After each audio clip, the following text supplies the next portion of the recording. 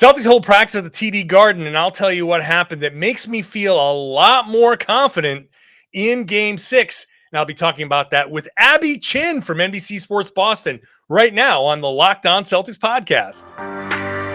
Be ever ready. Recognize the city of champs. Boston, baby, we do what you can't. Locked on number 18, Tatum and Brown, J-team, step back. We gon' wet that and slay teams. Of course, the Celtics, who else could it be? Screaming like KG with the Larry O.B. Karalis above average, assessing the team status. Best daily pod, no cap, salary matching. Clutch like Bird the DJ, keep John on replay. Prime time, dapping up the truth on the sideline. Raining J's, how it started, raising banners, how we finished. Locked on Celtics pod, home of the winners. B. Hey there, welcome back to the Locked On Celtics podcast. Thank you for making the show part of your daily routine. I'm here for you. Every day, the Celtics are playing in the NBA Finals. So today is Thursday. It's your Thursday show. Recorded it on Wednesday night. And we'll do post-game on Thursday night for you on Friday. And if they win, when they win, I'll be in San Francisco for the rest of the series to give you podcasts through Game 7. So let's all hope that that's the case. This podcast is free. It's available everywhere podcasts exist, and it's on YouTube. Please watch the show on YouTube. We're getting close to 7,000 subscribers, trying to get to 7,500 if we can by the end of the finals. I'm John Karalis. I cover the Celtics for Boston Sports Journal. I've written a book called The Boston Celtics All-Time All-Stars, and I was one of the media voters for the 75th Celtics anniversary team. Today's show is brought to you by Arcade 1-Up. Locked On is partnering with Arcade 1-Up to give away 3 NBA JAM Shaq machines. These are the legit big video game boxes. I am so upset that I can't get one of these. We're giving away 3 NBA JAM Shaq machines. Stay tuned later in the show to find out how to enter. Today, I'm bringing in Abby Chin of NBC Sports Boston. We're getting into our feelings after Game 5 and Game 6. The Celtics held a practice. We talked to the guys. I was there at practice. Abby was there at practice. And so I would say that our confidence has kind of bumped up some. Let's get into the conversation now with Abby Chin. Long overdue, Abby Chin. Welcome to the Locked On Celtics podcast. How are you doing? I'm doing well. I'm a little tired. These 9 o'clock starts are no joke, and flying back and forth across the country is taking its toll. But I am excited to be here. I am an avid listener, John. So yes, long overdue. I'm so happy to be joining you. That's so. You actually listen to this podcast? Of course. No Every way. day, this kind of content. Hard to find. Oh, all right, cool. Well, geez, I didn't realize you were listening. If I had known that, I'd step up my game. This has been, so let's talk about this for a second. Like this has just been kind of like a grind for everybody. It just makes you like appreciate what the guys are going through, because all we're doing is like writing and talking, and these guys have to go out there and play the highest level basketball in the world, flying back and forth after this is going to be their 105th game. Wow. On Thursday, 105 games. That's a lot. It's no wonder that these guys look tired. Yes. I would say, first world problems, right? No one here is actually complaining about where we are in our lives. And there is that old adage that, they're on charter planes and staying at nice hotels. And I would argue, the toll that it takes on your body, very different. But the beat writers like yourself, you guys are up until, 1, 2 o'clock in the morning, 3, 4 with these 9 o'clock starts. Yeah. And then you have to fly commercial across the back and forth across the country. So many of you guys like either take the red eyes or take the first flight out at 6 o'clock in the morning on no sleep. So, and the food that I don't think that I have eaten a vegetable in like 8 days. And it's a problem. Yeah. So, the players do, it's a different way of life. You get on a plane, you take a bus to the team hotel, they get their treatment, they have room service, and everything is catered to them to get them to be able to perform optimally at the right time. And so they definitely are eating more vegetables and hopefully getting a little more sleep than we are right now.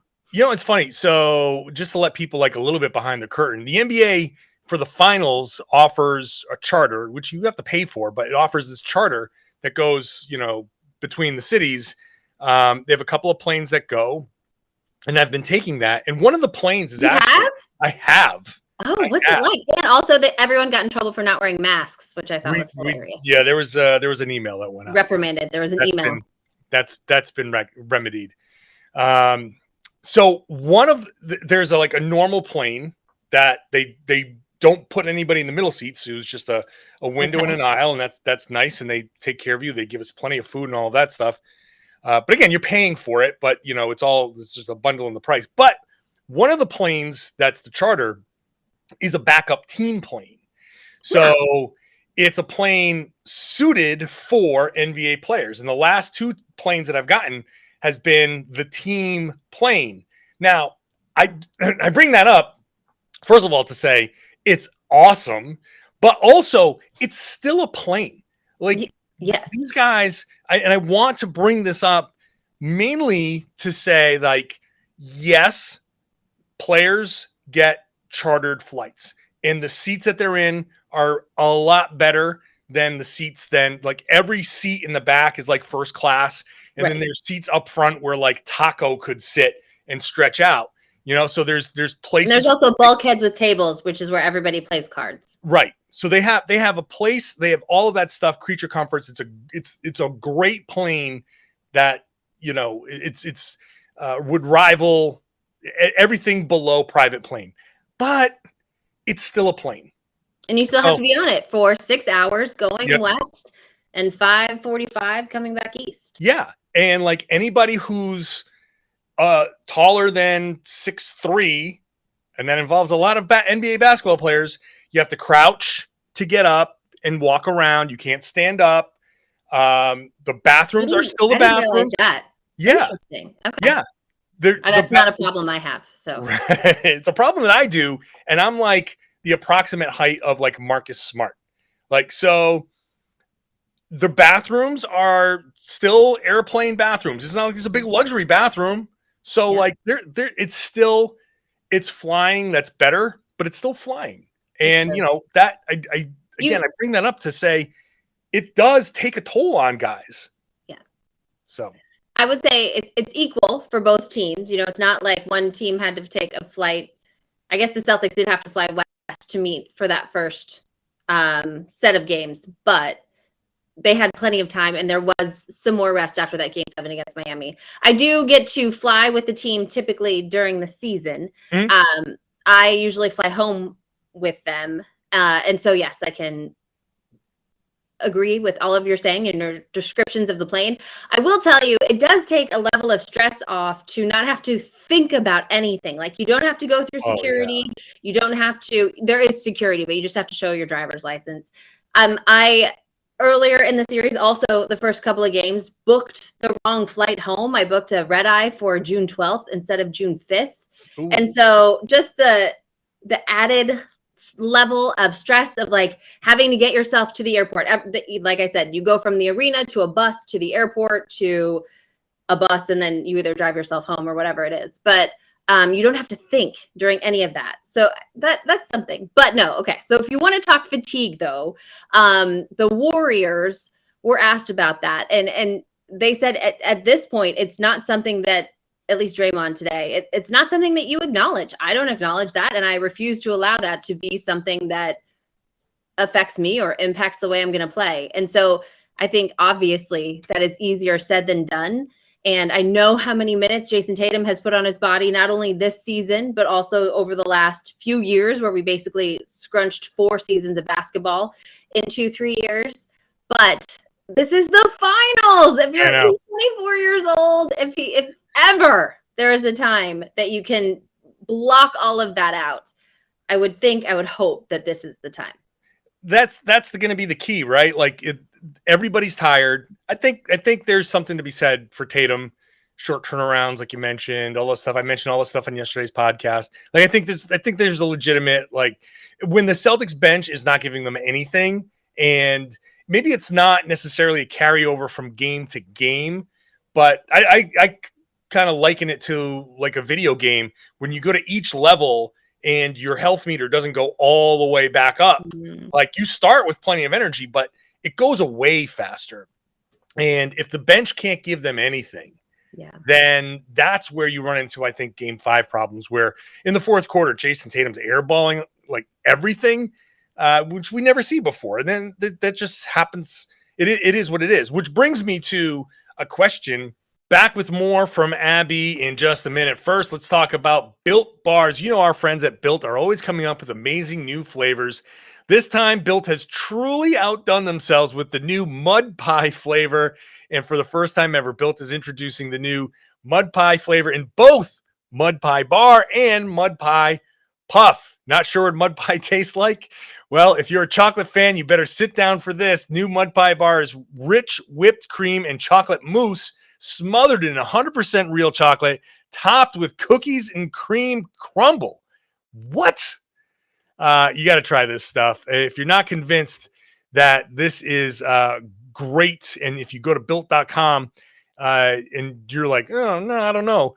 Let me tell you, this is actually good for you. The mud pie is low calorie, high protein, low sugar, packed with 16 grams of protein, only 150 calories and 8 grams of sugar.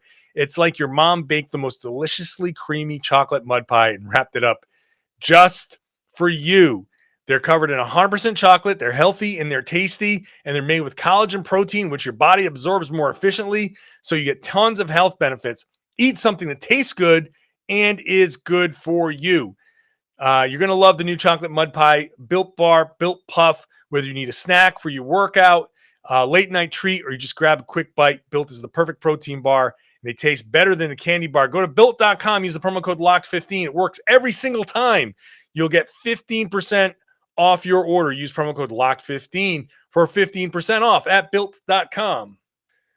Hey, thank you for making Locked On Celtics your first listen every day. And I want to ask you a favor about why you make the Locked On Celtics your first listen every day. We've put together a survey so we can learn more about listeners like you and make your favorite Locked On podcast even better. This is your opportunity to tell us what you like and don't like about Locked On Podcasts. Go to lockedonpodcasts.com/survey right now to get started. It doesn't take long, and everyone that completes the survey can qualify for a chance to win one of 10 $100 Ticketmaster gift cards.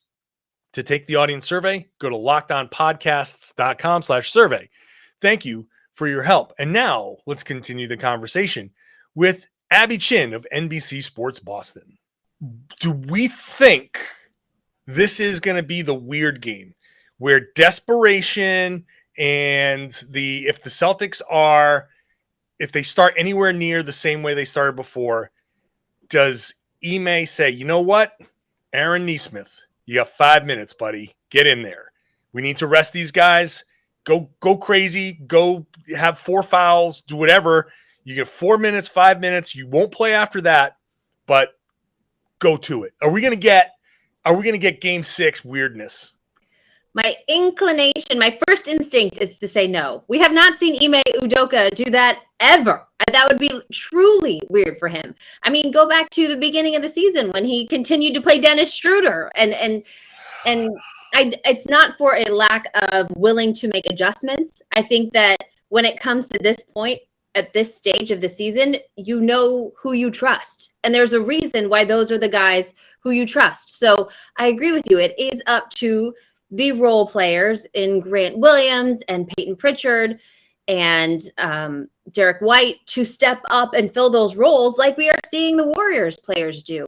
And that's what I think has been one of the most disappointing parts of these finals is that, John, we saw them do that throughout the season. We saw them do that in game 1 of this series. We know that they're capable. That was one of the most fun things about the series leading up to this is that it was a different guy every night. Al Horford had a huge game in Milwaukee. And then Grant Williams hit, 7, 9 threes, whatever it was.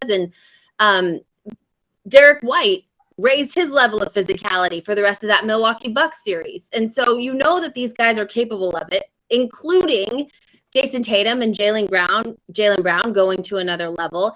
And I feel like since game one, we've just been waiting to see that. So I am hopeful that at least some of the forces combine here in game 6. Yeah, I think that's fair. I don't. There's the part of me that says every NBA Finals has like the one little twist. There's always like one thing where one team says, "I got nothing." So here we go. We're gonna cross our fingers and throw Nesmith out there. I mean, Nesmith is the guy that it's kind of like hey, let's get weird with it. I don't know. Not a Sam Hauser launching threes or something. I don't think like if I'm asked, like I would love to see Sam Hauser with the softest 3-pointer I've ever seen taken. But honestly, if it's going to be a weird guy, I think it would be Nesmith, and it's because he attacks the basket actually and defends, and he may be like a complete lunatic on the floor still, but it's that energy. If the Celtics are looking lethargic, this is the why not throw, even if it's 2 minutes of Nesmith, and say Nesmith is going completely nuts. He's going from baseline to baseline, knocking people over, whatever craziness he normally does. At least maybe that like injects something into the guys that are on the floor. If they don't seem to have it, they have to keep up with that energy. Maybe that's just a spark or something. I mean, it is all based on a fatigue and lack of energy argument, because I feel like, to me, Ime is I'm going down with my guys, and this is who I'm riding with. This is who brought me here, and this is who I'm riding with. But and John, to me, the Warriors are so smart. I mean, that's part of what makes them great. So if you throw Aaron Nesmith out there, they're going to find a way to attack. Yeah. And take advantage of that. So I don't know. I found it interesting that the Warriors taking Kevon Looney out of the starting lineup and got off to a terrible start, but still haven't lost since they made that lineup change. Mm-hmm. And it's to get favorable matchups, right, off of the bench. And I think that, and we saw Ime do a little bit of that was it game 1 or 2 where he pulled Rob out after just 3 minutes and then wanted to get him going against the bench. So I think there will be a little more of that. I will be surprised if we see long minutes of Aaron Nesmith or Sam Hauser or someone else not in a garbage time situation. Yeah, I mean, I guess the only reason I'm not even advocating for it. I'm not saying. I mean, what I'm advocating for is if you're down 14 in the first quarter and you're like, oh God, here we go. If it's the same type of thing as the previous game, you say, all right, well. We got nothing left. We got nothing left to lose. But I think you're 100% right that Ime is we're not going out doing stupid things. We're going out doing what we do, and we're going to go out doing what we do best. I will say, I don't know how you felt at practice earlier on Wednesday, but I kind of was much more encouraged. I'm getting a little bit of crap on the YouTube comments for people who are like, oh, John, it seems like you're giving up on the team. And it's like, I'm like, well, I see what I see. And I see a team down 3-2 and a team that faded in that last game. And I'm like, I wonder if they're running on fumes. But we were both there. I was digging the music they were playing, the old school music. I asked Ime if the cameo candy was his. He said, I didn't tell him to play it, but that is my choice on that playlist. That is one of my songs, which makes total sense. But Marcus Smart was out there dancing. I love it when the team looks loose. I love it. And some people may not. I love it when the team, in this situation especially, is loose, feeling good. I saw laughing. I saw smiles on faces. Nobody's too tense. I come away from that practice thinking like, my confidence level was boosted. I'm like, you know what? I do feel like, I don't know if they're going to win, but I feel like they're in a good headspace heading into this game.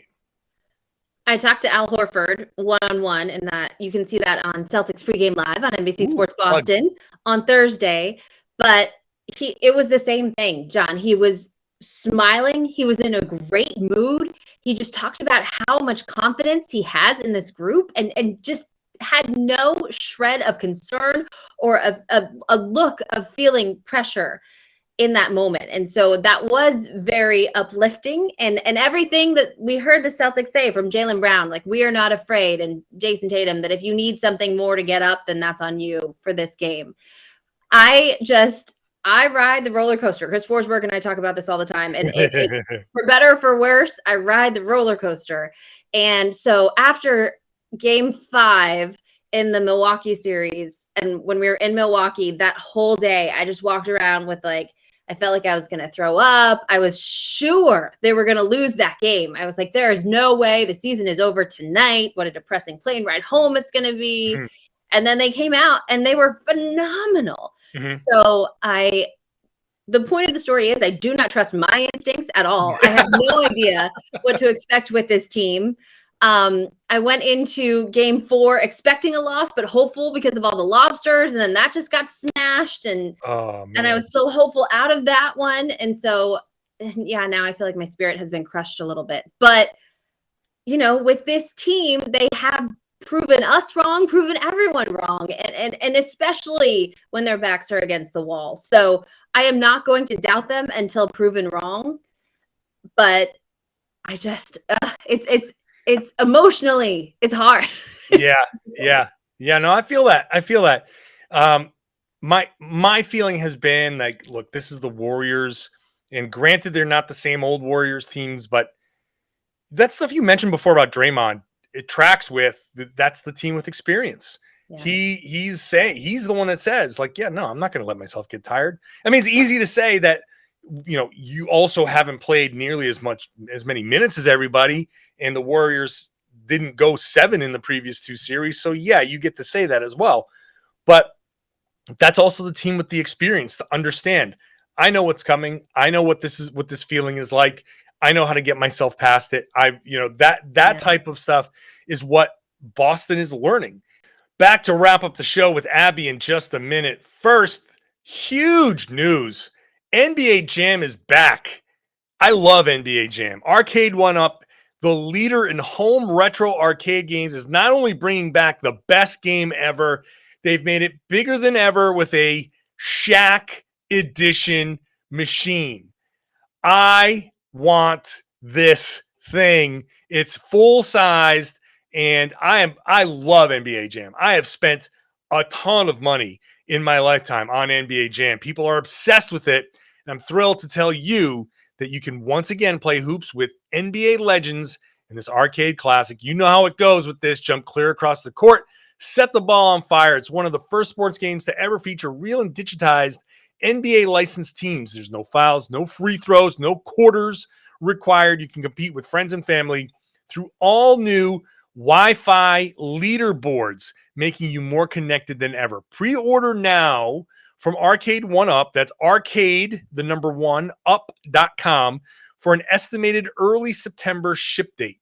Arcade 1UP is the place for fun. They've got even more classics like Golden Tee, Mortal Kombat, and many others starting at just $399. I might have to build my own arcade in my man cave with this. Check it out. They are giving away NBA JAM Shaq Edition to a Locked On listener.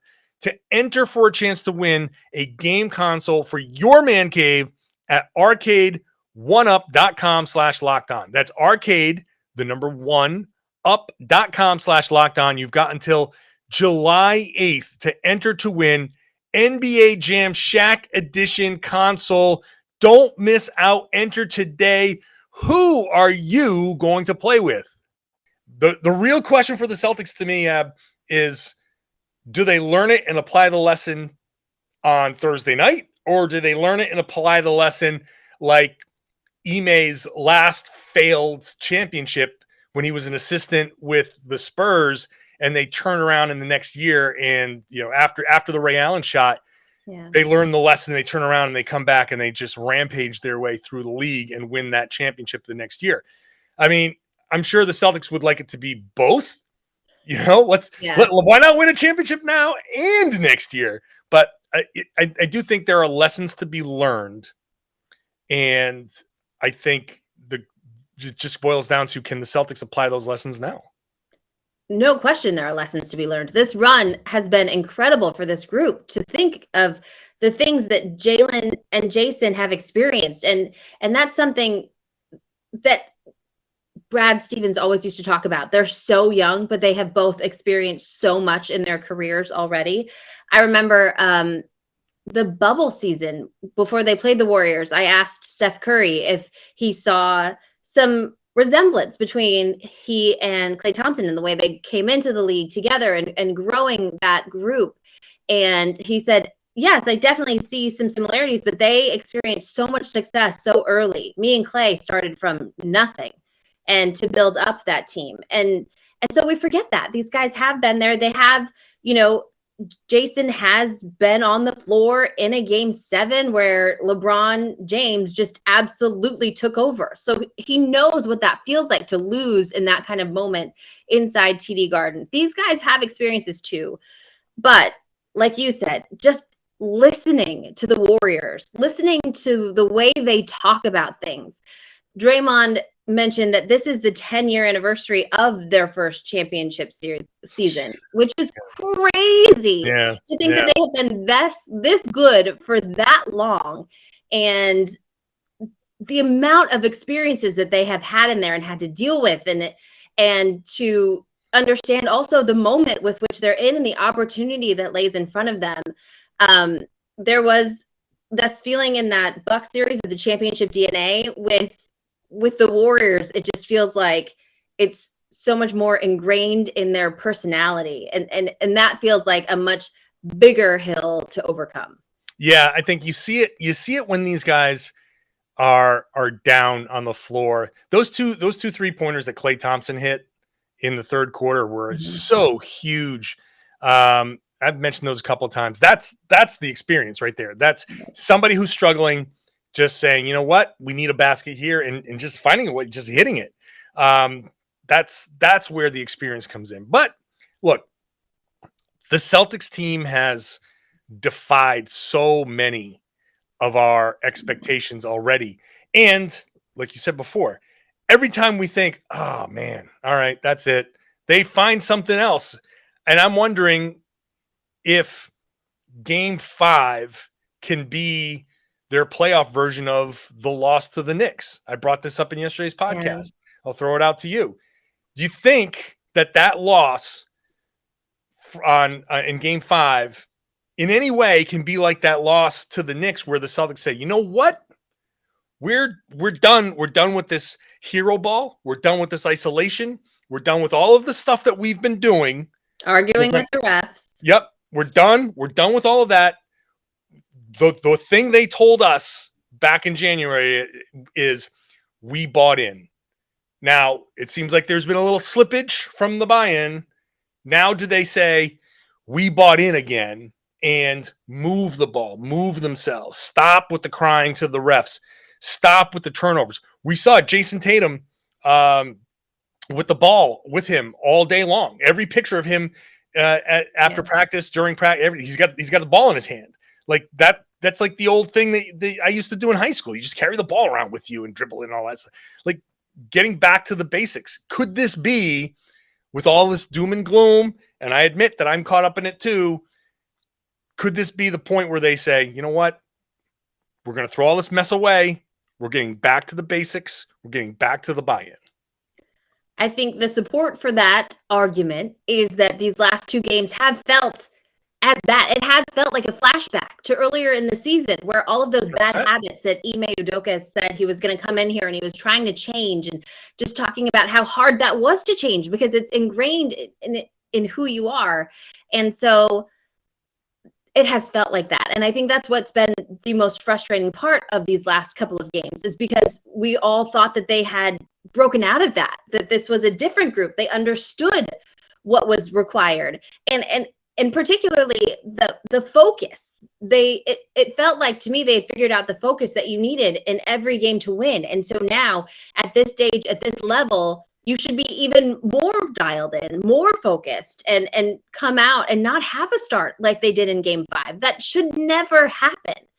And so to me, it does feel like it almost feels that bad, which is, I mean, nothing is actually that bad because it was very, very dark back then. But it brings you back to that time. So hopefully, yes, John, they all can come together, and they have said to a man, Marcus Smart, those difficulties, that adversity that they faced back then, it is what brought them together. They have very honest conversations with each other, holding each other accountable. It's what got them to this point and where they are, because they are in the NBA Finals, Game 6 of the NBA Finals, and we cannot shortchange that. But they do have an opportunity here, and you just don't want to see that slip away.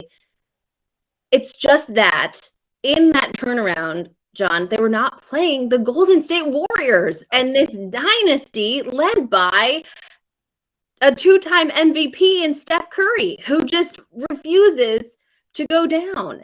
And so I think that there are lessons to be learned, and the fact remains that if they play the best games of their lives, they still could lose in game 6. Mm-hmm. And that's the reality. Hey, but you know what? I can accept that. Right. I can accept. Look, you go out there and you play great, and the Warriors just go out there and play better. I can accept that. I can say, hey, you know what? Yeah, the Celtics, maybe gave a couple of games away. Warriors can say that too. Look, it's 3-2. The Warriors have won one more game. So if both teams come out and play great and the Warriors just take it, then that's what a champion does. I've never gotten upset about a team playing great and losing.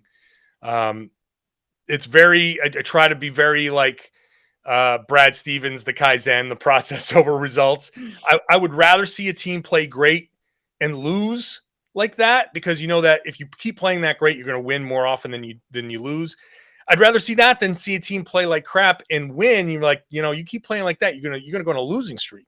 So I'd rather than play like crap tomorrow and still win, though, John. At this point, I'll take the win however it comes. At this point, I'll take the win however it comes. However, but in general, yes. In general, yes. Your premise, yes. But if the Warriors come out and it's Steph goes for 40 and Clay goes for 40, and you're just getting bombarded and they take it, so be it. It was their time, and that's you just have to deal with that. But I think the one thing that I want to end our conversation on is the negativity that seems to have sprouted up. And I've seen a lot of reporters kind of bring it up. I don't know if you've seen it. It feels like the frustration of the losses, the bad losses, where it's like, my God, the Celtics could be champions right now, and they're not, has really taken some people to be like, I think, over the top. Have you seen that frustration out there? I mean, yes, in the Twitterverse and on Instagram comments and things, which I try not to read too much into.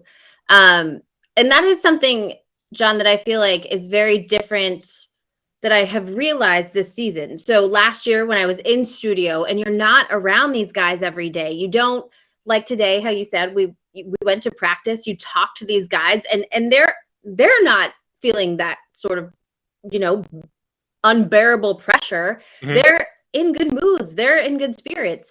And when I was in studio, you don't get those interactions. And so you just feed off of everything that's going on social media and talk radio. And it is just like, yes, what is wrong with these guys? What is happening? They're so talented. Why are they just throwing this opportunity away? But in reality, I mean, Jayson Tatum tells us all the time, it is hard to win in the NBA. Yeah. It is hard to get to the rack in the NBA. Yes, he would like to take it to the rack and lay it in every single time untouched. Of course, he would love to do that. And it's just hard. It's hard to win a championship in the NBA. So I agree with you. I did hear yesterday you talking about because we're so in the moment and we're living day to day. And it does feel like those last 2 losses were games that were lost because of things the Celtics could control. But like you said, the fact remains it's game 6 of the NBA Finals. Think about how much joy this team has brought us this season. And the moments, I mean, Jayson Tatum hitting the buzzer beater, the game winner of game 1. I know. Think about inside TD Garden. I mean, I had forgotten that. It feels like years ago, but that was the first time that had ever happened in Boston Celtics history. Marcus Smart won Defensive Player of the Year. He's the first guard to win it in 20 some odd years. And it seems like forever ago. And so I know we lose sight of that in this instant, I don't know, this world that we're in, and I am guilty of it as much as anyone. But I came into this season like trying not to take things for granted and trying to live in the moment. And I guess it's all coming full circle with our conversation, because it's so hard when you are exhausted after flying on a plane and everybody's so angry around you. But I do feel like we need to take a step back and just look around and understand that this group, who led by 2 very young stars who are only going to get better, are 24 and 25 years old. Guys in the NBA typically reach their prime at 28, 29. This very well could just be the beginning of something. And especially now with Brad Stevens at the helm, you see what he's done so far. And Ime Udoka clearly up for the challenge. He has outdueled Hall of Fame coaches along the way. So I think there is so much reason for optimism and to try to take joy from this season. But yes, it will be so sad if they lose in game 6. I know. Well, this is it. This is the last game at the Garden, no matter what. Right. Win, lose. I hadn't thought about that until someone said that today, that that was the last flight that they will have to take to Boston for a road game. And that shook me. Yeah. I mean, it's kind of wild. It's kind of wild that we're in mid-June and we're still talking about games. That hasn't happened in a while. But look, I went back and looked at pictures from a year ago, and I had already taken my kids to the beach twice. We'd been to Disney World at this point. Like, I picked strawberries, cherries. I was just living life. And now we're still working, which is great. Yeah, very different. How different would life have been if Tatum didn't hit that layup, or if Marcus didn't make that pass in game 1 of the playoffs? Game 1.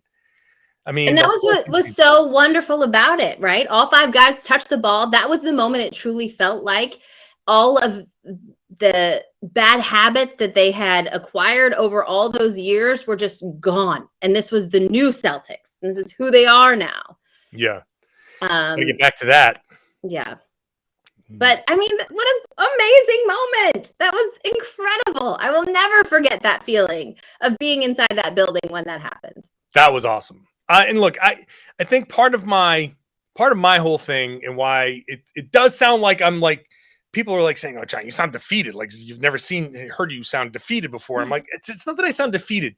I feel like it's important to give these guys this moment now, where people are question their heart, people question their motivate, all that. Like, I want to make sure that before they go out and win 2 in a row, and people afterwards go, "Oh, what heart? What am I?" Like, I don't want that to just be because they won. I want to do it now, where they're on the brink, because it's still true. If they win 2 more and become champions, that doesn't mean they suddenly found heart. They still have it. What they did is found ways to win, and that heart is on display, I guess. But I just want to make sure that these guys get fully appreciated now, and kind of just center the conversation. The one thing this is Boston, John. You know that. No, I know. But City of Champions. Okay. I know, but this is also Locked On Celtics, and I try to keep things in a little more centered on this podcast.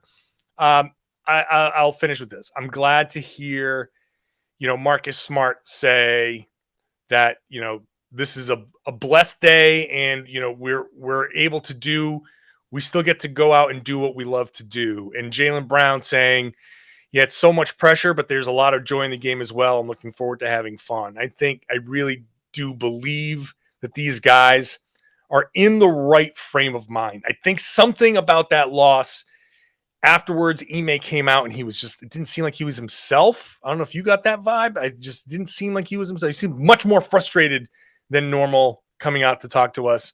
I feel like somewhere between then and now, there's been a almost like a calming, like, hey, look, we know this is going to end one way or the other. This series is going to end. Our season is going to end in 1 or 2 games. Let's just go out doing what we do. Let's just go out for each other. And if we go down, we're going down like Band of Brothers style. We're going out like with each other, and we're not going to let them, we're not going to, kind of bumble our way out. You're going to have to kill us. You're going to have to take it. Yeah. Everything that you just said, everything that we've talked about, it feels like it's all about perspective. And so our perspective is so narrow and going from game to game. But if you can widen it and just look at, like you said, these are blessed times. I've never covered an NBA Finals. I'm thrilled to be here. And but I do feel like, since the pandemic and I really tried to look at things differently and not get so bogged down by the day-to-day and get so upset by the little things that used to drive me crazy, about going to practices and not getting let in time, or not getting that one interview that I really thought I was going to get that day, and trying to not get so upset about those kind of things. And I feel like we have lost that perspective because we're there, and I feel like we all see it in society too. Like, everyone's going back to work. You have to go back into the office, and everyone has lost that you can do things from home. Everyone can be productive in their own way. And you just have to look at it with a different perspective. And so, yes, I'm going to keep a positive, wide perspective is what I'm trying to do right now. It is hard, but yes, in that this was time that was not given. The Celtics, this was unexpected. Mm-hmm.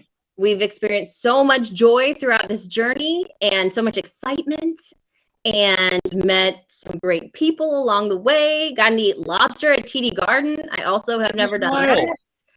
So, yeah, it's all about perspective, and I am keeping a positive one. Perspective is my favorite thing. It's 100% my favorite thing.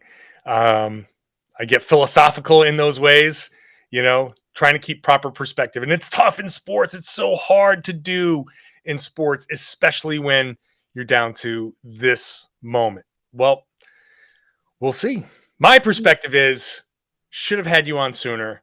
Got to have you on again in the very near future. Hopefully from a championship parade. Okay, no matter what happens, John, you and I will both have a lot more time. That is true. That is true. Abby, thank you so much. Thank you for having me. Awesome conversation with Abby. She's awesome. Everybody loves Abby. Like, everybody loves Abby. She's awesome. So my fault for not having her on sooner. That's absolutely my fault. I will make sure I don't make that mistake again. I'll have her on again very, very soon. So you can bet on that. Follow her on Twitter at TVAbby. She's awesome. I will be back after Game 6, hopefully after a Celtics win, right before I get on a flight back out to San Francisco for what could be the Celtics' 18th championship. However it goes, I will be here for you after Game 6 with a breakdown and hopefully a celebration. So make sure you're subscribed wherever you get your podcast. You can also watch the show on YouTube. Again, trying to get up past that 7,000 subscriber mark, up to 7,500 by the end of the finals. Hopefully you can help me do that. If you are a subscriber and you do love the show, then first of all, thank you. And second of all, please share the podcast. Tell your friends, tell your family, tell everybody that they should be listening to and watching the Locked On Celtics podcast right here on the Locked On Podcast Network.